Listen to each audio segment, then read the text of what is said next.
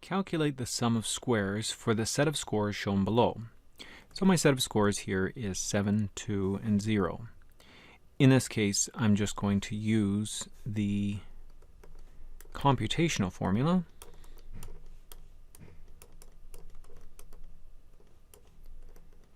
And it should be fairly quick. I only have 3 scores.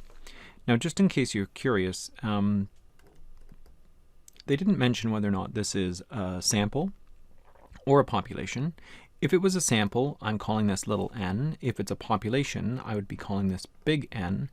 But it really doesn't make any difference. I'm going to be putting in the value of 3 here, and so whether or not this is a population or a sample is not going to change my result. And that's all that they're looking for here, is the resulting value. So we don't know if it's a population, we don't know if it's a sample. It doesn't make any difference when you're finding the sum of squares.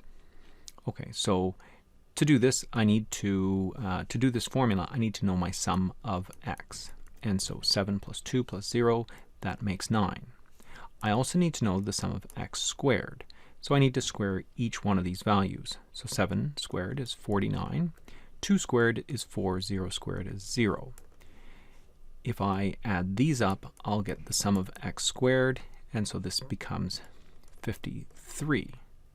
So my formula is going to be the sum of x squared minus the sum of x in brackets squared over n.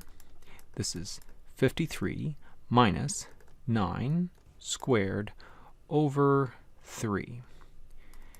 9 squared is 81. 81 divided by 3 is 27. So this is going to be 53 minus 27. And what does that give me? That gives me, I believe, let's see, 53 minus 27 gives me 26. So the sum of squares is A, 26.